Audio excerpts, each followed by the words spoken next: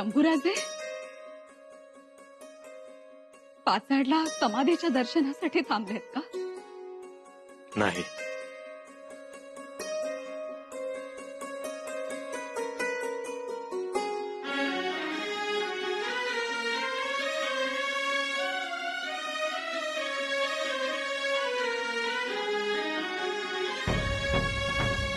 पंत, एक लक्षात आलं का तुमच्या? काय? ना महाराज शृंगारपुरात मुक्कामास गेले, ना युवराज पन्हाळगडावर महाराजांच्या भेटीस आले. त्यामुळे आज या विजयोत्सवाच्या प्रसंगात आनंदात ते सामील नाहीत. आलं लक्षात. पण मला अजूनही आश्चर्य वाटतंय, असं झालंच कसं? महाराज परतताना युवराज त्यांची अवश्य भेट घेणार असाच आमचा होरा होता. आणि तुमचा होरा चुकला. अर्थात चुकला तो आपल्यासाठी लाभदायकच आहे. कुणी ऐकेल, अंगलट येईल आपल्या. काही अंगलट येत नाही मोरोपंत. आता माझा होरा चुकणार नाही बघा. इतर वेळी सामान्य स्थितीत दिग्विजयानंतर महाराज शृंगारपुरात पुत्र भेटीसाठी थांबणार नाहीत, किंवा महाराजांच्या निरोपानंतर युवराज आपली हातातली कामे टाकून महाराजांच्या भेटीस येणार नाहीत. याचा अर्थ कुठेतरी महाराजांच्या मनात युवराजांविषयी किंतु आहे. आणि ज्या अर्थी युवराज त्यांच्या सामोरे आले नाहीत, म्हणजे त्यांच्याही मनात किंतु आहेत. पण तुमचं हे किंतु परंतुचं तर्कशास्त्र बाप लेकाच्या प्रेमापुढे टिकणार आहे का? टिकणार, टिकवलेले आहे. बघाच तुम्ही,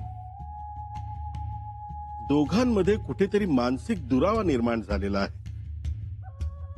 आता आपले काम एवढेच की हा मानसिक दुरावा कमी होऊ देता कामा नये. युवराजांना भेटण्यासाठी आपण शृंगारपुरी मुक्काम घ्याल असं वाटलं होतं आम्हाला. आमची देखील तीच इच्छा होती. पण मग सगळ्याच विचारांती आम्ही पन्हाळगडावर मुक्काम घेतला. मग युवराज येऊन भेटून गेले का? नाही.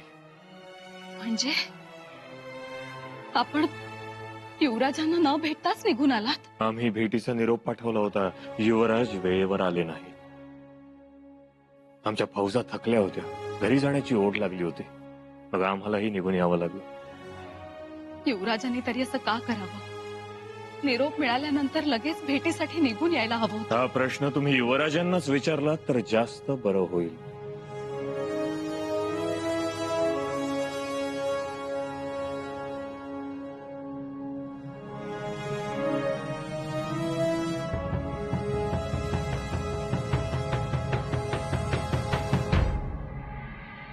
वहिनीसा, लवकर चला. काय झालं? दादासाहेबांनी स्वतःला कोंडून घेतले दालनात. बाई, आबासाहेब भेटायला येऊ नका म्हणाले. ते खूपच जिव्हारी लावून घेतलंय वाटतं. हो, पण दार का बंद करायचं? चला.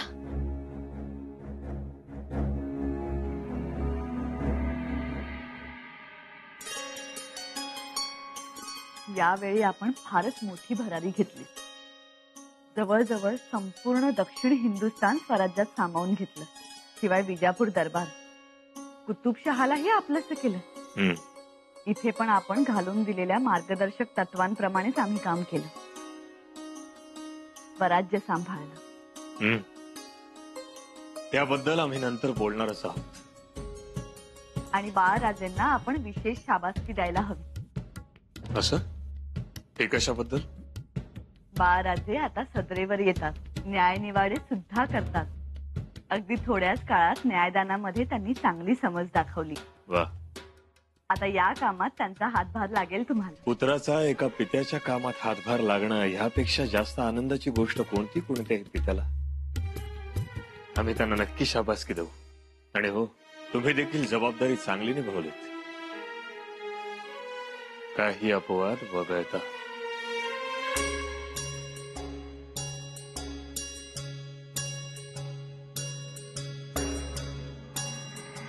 आता थोड्याच वेळात महाराजांकडून कधीही आपल्याला बोलावणं येईल.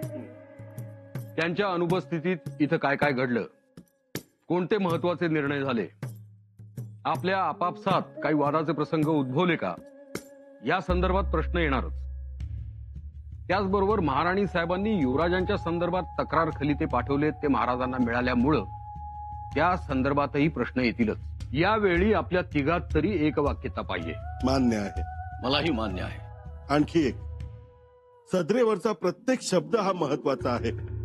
तेव्हा युवराजांविरुद्ध बोलताना कोणी कोणता मुद्दा मांडायचा हे आधी ठरवणं गरजेचं आहे. उदाहरणार्थ, सारा माफी बाबतची चौकशी कारवाई हा माझ्या अखत्यारीतला विषय आहे, तेव्हा तो मी मांडेन. आणि स्वतंत्र अश्वदळ निर्मिती हा मुद्दा मोरोपंतांच्या अखत्यारीत येतो. स्वतंत्र निर्मितीबाबतचा मुद्दा मी मांडेनच. राहूजी, चौकशीच्या दरम्यान पुढे आलेले साक्षी पुरावे आपण मांडावेत. घटना ज्या क्रमाने घडत गेल्या त्या क्रमाने मांडू, म्हणजे मांडण्यातही सुसंगती राहील आणि कालानुक्रमाचा गोंधळ होणार नाही. एक लक्षात ठेवा, मंत्रिमंडळानं एकमुखानं घेतलेला निर्णय महाराजांना सहजासहजी नजरेआड करता येणार नाही.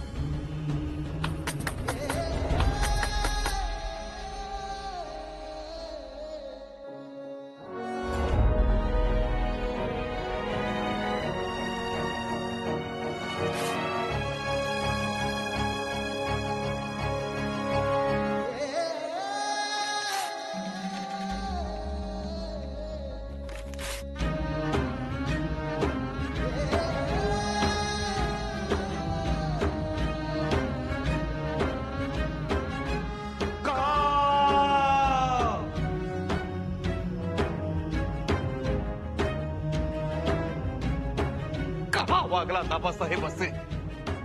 तुमच्या समोर सगळ्यांचे बुरखे फाडायचे होते आम्हाला. तुम्ही आमचा इरादा टरा पाडून टाकलात. न भेटता केलात आम्हाला. आता कुणाला सांगू आम्ही? कुणाला सांगू आबासाहेब?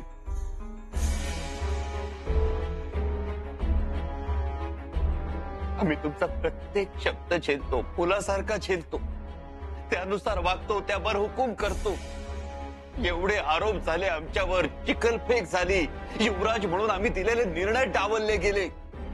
तक्रारीचा एक चिठ्ठोरा तरी पाठवला का हो तुम्हाला?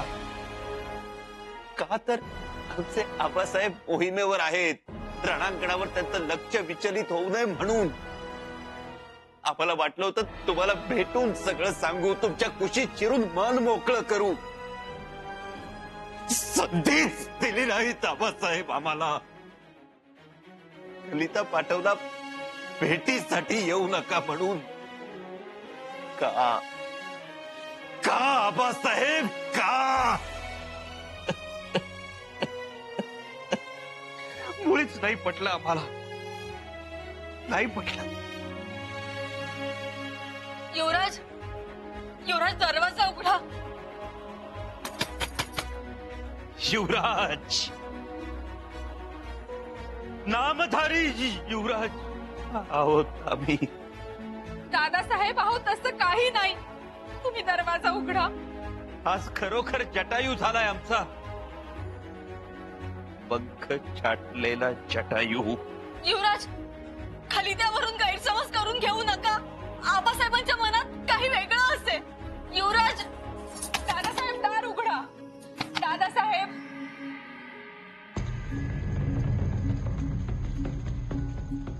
आपल्या स्वराज्यासाठी ही दक्षिण मोहीम आम्ही हाती घेतली होती.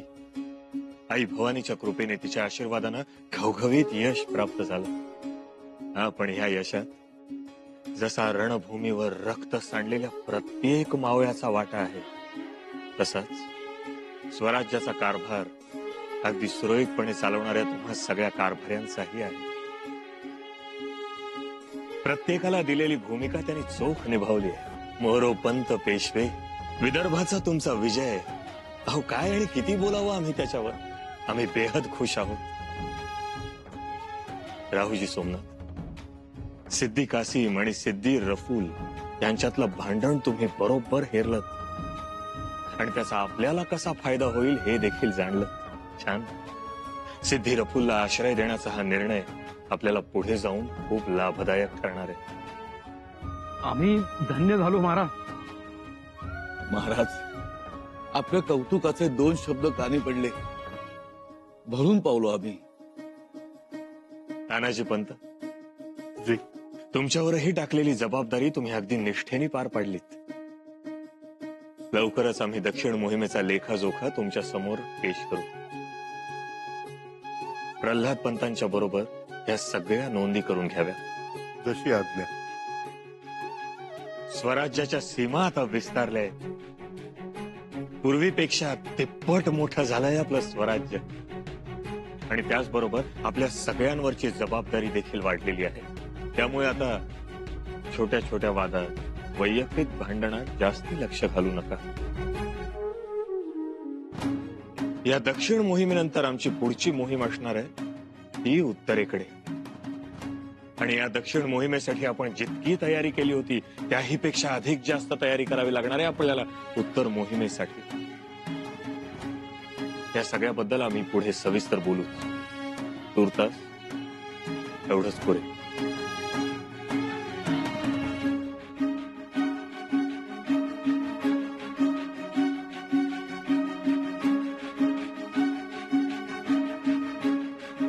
आपण अपेक्षा काय केली होती आणि घडले भलतेच. युवराजांविषयी चकार शब्द नाही. युवराजांना अनुल्लेखाने मारले, महत्वच दिलेले नाही. उलट आपल्या सगळ्यांचे कौतुकच केले. आपण वेळोवेळी केलेल्या तक्रारींनी हे काम केलेले आहे. युवराज, कोणीही बाहेर थांबू नका, कोणीही नाही. आणि आमची समजूत काढण्याचा प्रयत्न करू नका. जी काय समजूत काढायची ती आमची आम्ही काढून घेऊ. युवराज, तुम्हाला जे करायचे ते आमच्या समोर करा, पण असं एकटं बसू नका. एकटे कुठे होता मी? आमच्या सोबत अपमान आहे, अवहेलना आहे आणि आबासाहेबांचा खलिताही आहेच की. भेटीला येऊ नका म्हणून. युवराज, अहो, दादासाहेब, दादासाहेब ऐका आमचं. दादासाहेब. महाराज, असं का केलं? ज्यांनी शंभूराजांच्या विरोधात बदनामीची राळ उठवली त्यांचंच तोंड भरून कौतुक केलं. ते स्वराज्याचे मंत्री आहेत. त्यांनी उत्तम कामकाज सांभाळलं, त्यामुळे ते कौतुकास पात्र झाले इतकंच. आपल्या शंभूराजांनी एवढी मोहिमेची आखणी केली, त्यांना तिथे शृंगारपुरी पाठवल्यानंतर सुद्धा अश्वदळाची उभारणी केली. ते कौतुकास पात्र ठरले नाही का? ते देखील कौतुकास पात्र आहेत, नक्कीच आहेत. आणि योग्य वेळ येईल तेव्हा आम्ही शंभूराजांचंही भरभरून कौतुक करू. शंभूराजे तुमच्या परतण्याकडे डोळे लावून उभे होते वर्षभर. आम्ही स्वतः शृंगारपुरात जाऊन आलो. तिथे काही शेतकऱ्यांची चुकीची सारा वसुली झाली. शंभूराजांनी त्यांना सारा माफी दिली, तर या मंत्र्यांनी ती रद्द केली. त्यांची नजर चूक झाली असेल. या मंत्र्यांचा शंभूराजांकडे बघण्याचा दृष्टिकोनच चुकीचा आहे. शंभूराजांनी इथे काही केलं तर यांच्या पोटात दुखतं तिथे. शंभूराजांनी अश्वदळाची निर्मिती केली स्वराज्यासाठीच ना, पण ह्या मंत्र्यांचं टुमणं सुरूच. कोणाला विचारून केलं? परवानगी घेतली का? पैसे कुठून आले? स्वराज्याचा निधी परभारे वापरला का? नाना चौकशा, नाना शंका. ठीक राणी साहेब, आम्ही स्वतः या गोष्टींची चौकशी करू. आम्हाला त्यांचा राग नाही, पण तुम्ही त्यांचं कौतुक करून त्यांचीच तरफदारी केली ह्याचा राग आला आम्हाला. राणी साहेब, हे तुम्हालाच नाही, तिथे उपस्थित असलेल्या सगळ्यांची हीच अपेक्षा असेल.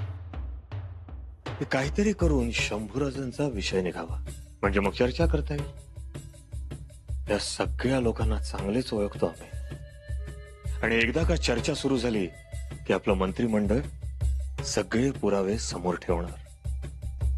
शंभूराजांना हाकनाक आरोपी म्हणून पुन्हा उभं राहावं लागणार आणि या सगळ्या गोष्टी आम्ही टाळल्या. कारण आमचे शंभूराजे चुकूच शकत नाहीत असं आमच्यातला बाप आतून ओरडून ओरडून आम्हाला सांगतोय. हा, पण छत्रपती म्हणून आमच्या मंत्रिमंडळाने जी उत्तम कामगिरी बजावली आहे त्याबद्दल त्यांचं कौतुक करणं हे भागच होतं. आम्हाला तुमचं राजकारण कळत नाही आणि त्या बंद दाराआड झालेल्या चर्चाही कळत नाही.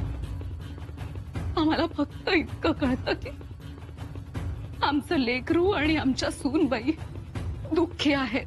पुतळराणी साहेब, एक गोष्ट लक्षात घ्या, काहीही झालं तरी शंभूराजे आपले आहेत आणि आपल्यांची समजूत कधीही काढता येते. आपले आपले म्हणून प्रत्येक वेळी आपल्यावरच अन्याय होत आलाय. ठीक, आम्ही शंभूराजांची समजूत काढू. काढाच, फार उशीर होण्या अगोदर. पुतळराणी साहेब, आता राजकारणाचा विषय काढलाच आहे तर एक गोष्ट लक्षात ठेवा, शंभूराजे युवराज आहेत आणि ते युवराजच राहणार आहेत. पण हे मंत्री आज त्या पदावर आहेत, उद्या असतील नसतील कोणच ठाऊक. हे फक्त येणारा काय आणि त्यांचं कौशल्यच ठरवेल. बड़ा दुख हुआ था हमें जब हमें पता चला था कि आपको रायगढ़ से बेदखल कर दिया गया, यहाँ तक कि आपके हाथ से तलवार भी छीन ली. हम आपको पूरा पूरा इंसाफ दिलाएंगे, ये दिलेर खान का वादा है. युवराज, उघडा ना हो दरवाजा. आई भवानी, आता तूच बघ. युवराजांना दरवाजा उघडण्याची बुद्धी दे. युवराज, हमें साफ साफ नजर आता है शतरंज के दाने की तरह हर दम हर पल आपका सम्मान होना चाहिए था, पर ऐसा नहीं हुआ. आपके हिस्से में अपमान आया, सिर्फ अपमान.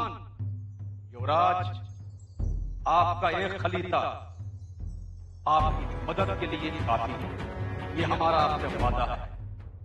युवराज, दादासाहेब असा विचार नका करू. वहिनीचा बघा, बाहेर किती वेळ झाला तुम्हाला म्हणतात दरवाजा उघडा, दरवाजा उघडा बरं. युवराज, आम्ही पाया पडतो तुमच्या. उघडा ना दरवाजा.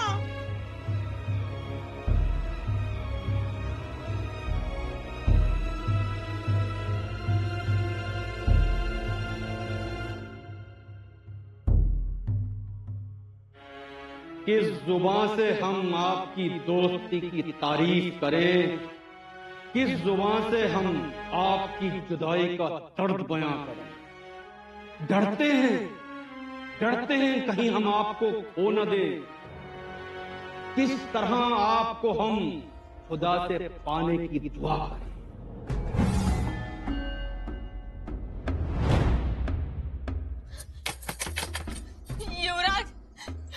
युवराज, उघडा ना दरवाजा.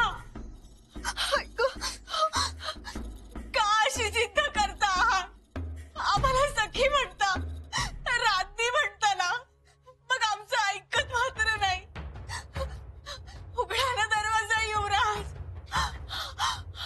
दादासाहेब ऐकावं, शहाणा माणूस ना तुम्ही, ऐका बरं, उघडा दरवाजा. युवराज, आमचा अंत बघू नका हो. उघडा दरवाजा. आबासाहेबांचं मनावर घेऊ नका युवराज. युवराज, उघडा ना दरवाजा. युवराज. देसायांनी वसूल दिलाय. होय, त्यांनी वसूल दिला. मग का खोटं बोलला? कुणाच्या सांगण्यावरून हा लबाडपणा केला? अनाजी पंत सुरनीस. युवराजांनी गाणं ऐकलं, गाण्यावर खुश होऊन कलावंतिणीवर दौलत जादाही केली. आरोप असणार शंभूराजे बिन शिवाजीराजे भोसले. सौभाग्यवती गोदावरी हिला बळजबरीने पळवून दिली असून लपून कब्जात ठेवली आहे ऐसेचे. फिर्यादीने केलेले आरोप तुम्हाला मंजूर आहेत शंभूराजे? युवराज, दरवाजा उघडा. युवराज, युवराज, आमची शपथ आहे, तुम्हाला दरवाजा उघडा. युवराज. वहिनी, पद्माशीबाई. आई.